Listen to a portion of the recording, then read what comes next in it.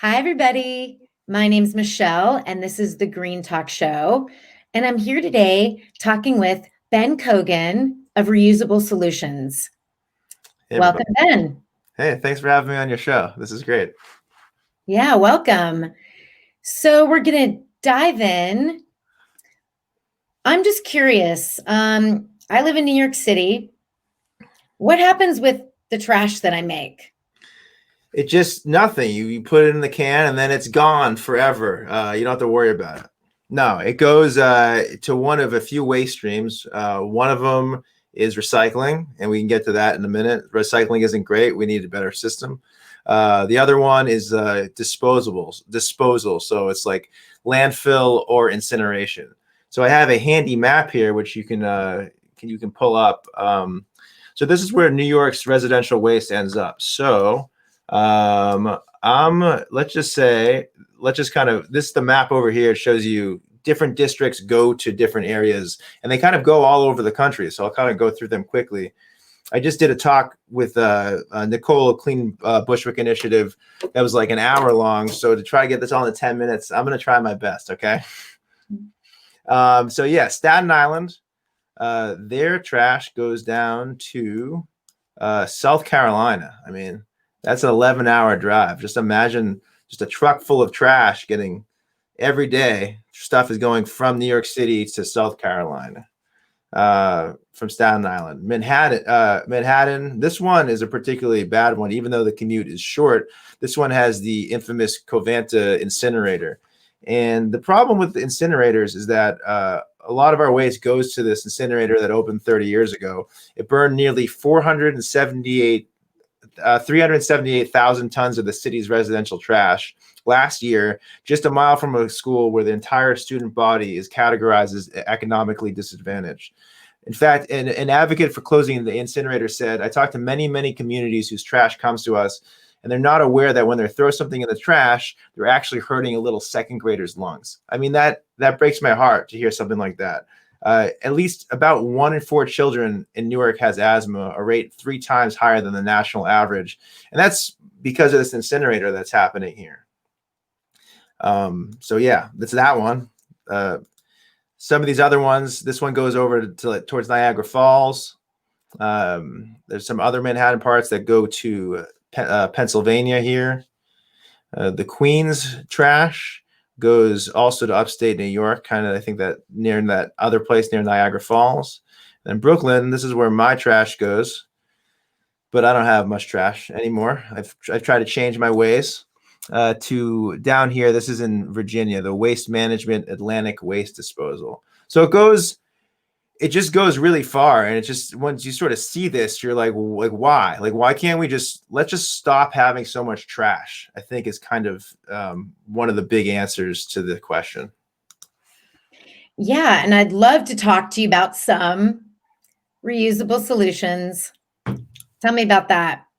Sure. Yeah. So Reusable Solutions is both what I'm aiming for and also the name of this company. It's sort of deliberately confusing because I want people to associate me with Reusable Solutions, the solutions, and then also the company. So pretty much what we do is we try to get the word out about reuse. Almost every documentary that you see about plastic pollution, or things that we've heard as a kid, what are the 3 R's that you remember as a kid? Reduce, reuse, recycle. Yes, exactly. And what have we been focusing on for the last 30 years? Recycling. Yes, we've been focusing on recycling. Guess how much, what percent of plastic is actually recycled? I think it's less than 10%. Yeah, it's 8%. So imagine if you have 100 takeout containers, right? And then you're putting them all into your recycling bin, your blue recycling bin in New York. 92 of those are going to one of these places here. They're probably going to disposal in Virginia because I live in Brooklyn. So all these things are not getting like recycled and turned into something new. They're going sent all the way down to Virginia to go to a landfill, or sometimes they end up in the ocean and they're killing animals in the ocean. I've all seen the turtle with a straw up his nose. I mean, it's sad. It's like we need a better way. So so any of these things that you see, that we need to have this new focus on reduction, and reuse is also part of that. So I'm into takeout containers. That's kind of my thing. Is that there's a company in New York City called Deliver Zero. They do you've heard of them? Cool. They do takeout containers, reusable takeout containers. So it's like a zero waste Seamless or Grubhub. You order from the site. Let's just say you get pad thai or drunken noodle with chicken. That's actually my wife and I's like go-to combo meal. We order that on, let's just say we order that on Monday. Then after we're done eating it, we don't toss the containers. We order from a Deliver Zero restaurant again on a different day of the week. And then we return our old containers to the delivery person, and they go back to the restaurant, get washed, and reused. So this sort of concept is like the kind of the holy grail of reuse, because reuse is not, it's not just like you're changing your product. It's not like, oh, I have plastic and now I'm going to use biodegradable. There's this extra component of infrastructure that needs to be built around that, which makes it very difficult.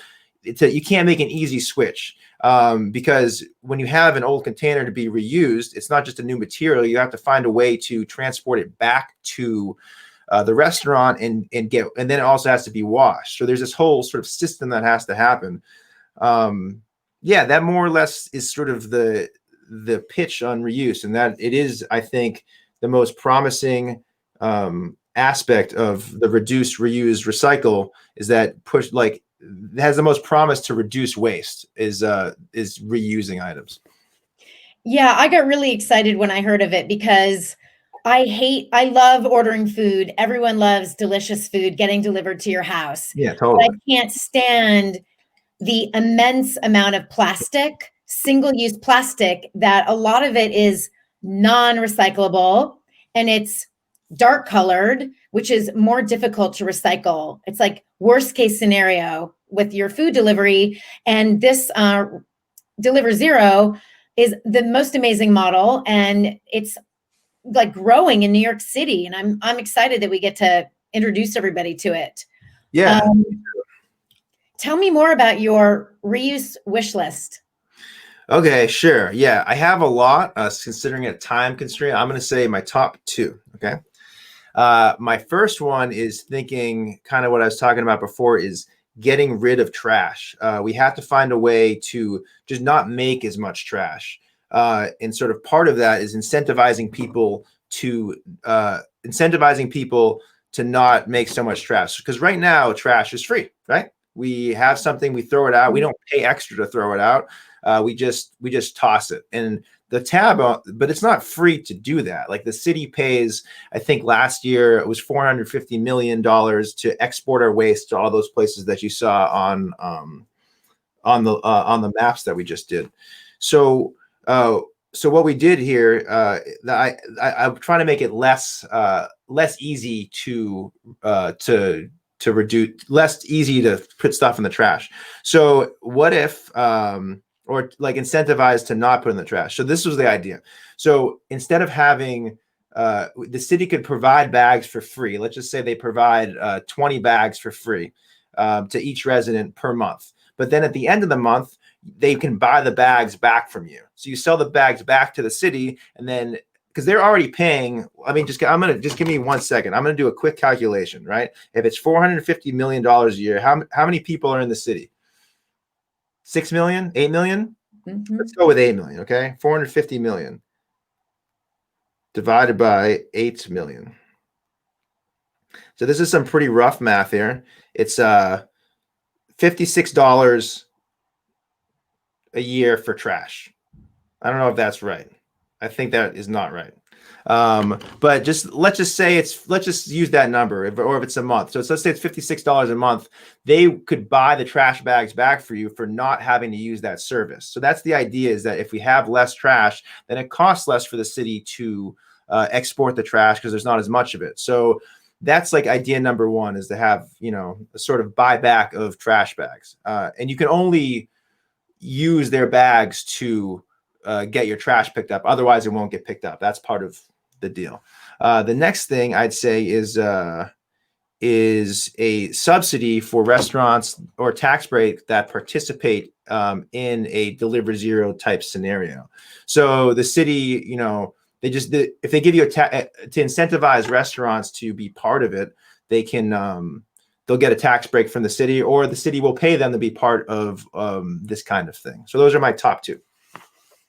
I love those. And I hear you have an event that you're putting on tomorrow. Can you tell us about it? Yeah, sure. So I think part of this is like I want to get these ideas implemented. There's still a ton of other ideas. I want to let our politicians know that like these are the things that we want. We are going to tell this to every single mayoral candidate that is running, or at least every serious one that is running, that these are things that the environmental community wants.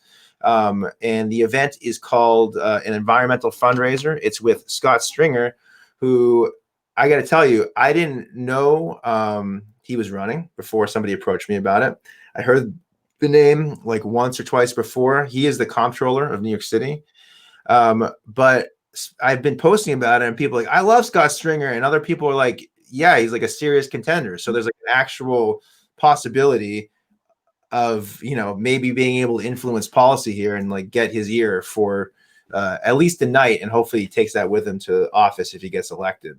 So yeah, the event is tomorrow night. It is you can go to my Instagram, reusable_solutions NYC, and the link to that is in the bio, and maybe you could share that in your in your social media outlets.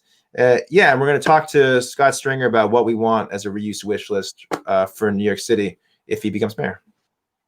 Amazing. Well, I love everything you're doing, and I'm really glad that you and I have connected.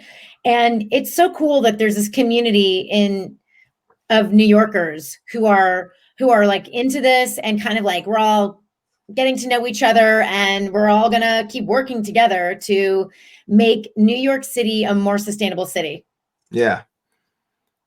All right, Ben, have a great rest of your day. You too. Thanks for having me on your show. Bye. Bye.